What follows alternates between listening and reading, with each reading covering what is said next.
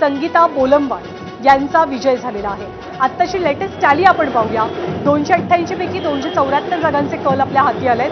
यातले काही निकाल सुद्धा आहेत, जिथे भाजप सर्वात मोठा पक्ष राज्यातला 115 जागांसह, शिवसेना 47, राष्ट्रवादी 37, काँग्रेस 23, शरद पवारांची राष्ट्रवादी 14, ठाकरेंची सेना 11 तर इतर 27 अशी परिस्थिती आहे नगराध्यक्ष पदांचा विचार करता। त्यामुळे सर्वाधिक नगराध्यक्ष हे अर्थातच भाजपचे आहेत। मुखेड नगर परिषदेचे नगराध्यक्ष बालाजी खतगावकर एकनाथ शिंदेंच्या शिवसेनेत विजयी झालेत।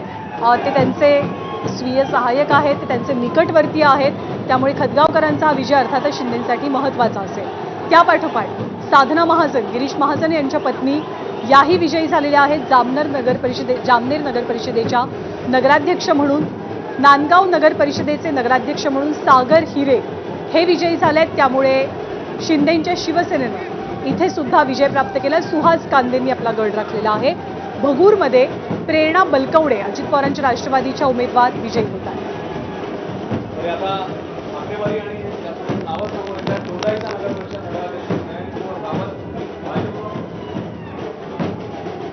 तर दोंडाईचा नगर परिषदेमध्ये नयन कुंवर रावल भाजपच्या त्या विजयी झालेल्या आहेत।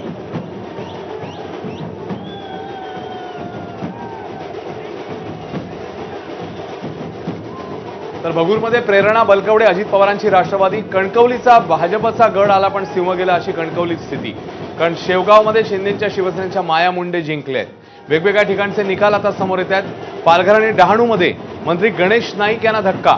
पालघर आणि डहाणूमध्ये नगराध्यक्षपदाचे भाजपचे उमेदवार हे पराभूत झाले आहेत। शिंदेंच्या शिवसेनेचे दोन्ही नगराध्यक्षपदाचे उमेदवार पालघर आणि डहाणूमध्ये जिंकले आहेत। तर कणकवलीत भाजपचे 9, शहर विकास आघाडीचे 8 नगरसेवक जिंकलेले आहेत।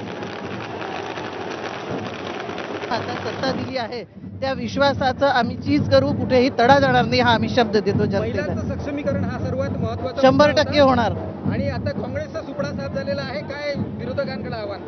नाही, विरोधकांकडे तेव्हाही आव्हान आम्ही काही दिलं नव्हतं। त्यांचे स्वतःचे आव्हानं त्यांना भरपूर आहेत। आम्ही वेगळं आव्हान देण्याची मला काही गरज वाटत नाही। महत्त्वाचा प्रश्न आहे धामणगाव नगर परिषदेमध्ये रस्त्याचा, तो आता निकाली निघणार का? 100% निघणार। मागे पण आमदार प्रतापदादा अडसडे यांनी आपल्याला सांगितलं होतं, तो जो प्रश्न आहे तो भुयारी गटर योजनेमुळे थांबवलेला होता, अन्यथा ते सँक्शन झालेलं आहे। आणि भुयारी गटर योजना आणि तो रस्ता आहे दोन्ही होणार आणि 25 ते 50 वर्षाच्या प्रोव्हिजनच्या हिशोबाने ते सगळं काय होणार। नगर परिषद स्मार्ट नगर परिषद होणार आता 100%।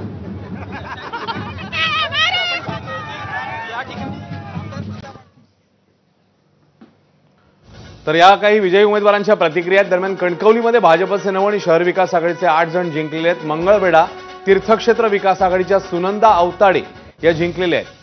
त्यामुळे वेगवेगळ्या ठिकाणचे निकाल समोर येत आहेत। सध्या पुन्हा एकदा आकडेवारी आपण बघूया। 278 हे कल आता समोर आलेले आहेत, ज्याच्यापैकी 118 ठिकाणी भाजपने बाजी मारलेली बघायला मिळते। भाजप आघाडीवर शिवसेना 48, राष्ट्रवादी 37, काँग्रेस 23, राष्ट्रवादी शरद पवार पक्ष 14, ठाकरे सेना 11, इतर 27। सध्याची स्थिती ही आहे 278 ठिकाणी 288 पैकी नगराध्यक्ष पदाचे उमेदवार जे आहेत त्याच्यामध्ये भाजपची आघाडी बघायला मिळते। तर मंगळवेढामध्ये तीर्थक्षेत्र विकास आघाडीच्या सुनंदा अवताडे या जिंकलेल्या आहेत। मुक्ताईनगरमध्ये शिंदेंच्या शिवसेनेच्या संजना पाटील यांनी बाजी मारली आहे। पेणमध्ये भाजपच्या प्रीतम पाटील या नगराध्यक्षपदी विराजमान झालेल्या आहेत। यासोबतच वेगवेगळ्या ठिकाणचे निकाल पेणमधले 11 उमेदवार एकूण भाजपने जिंकलेले आहेत भाजपचे।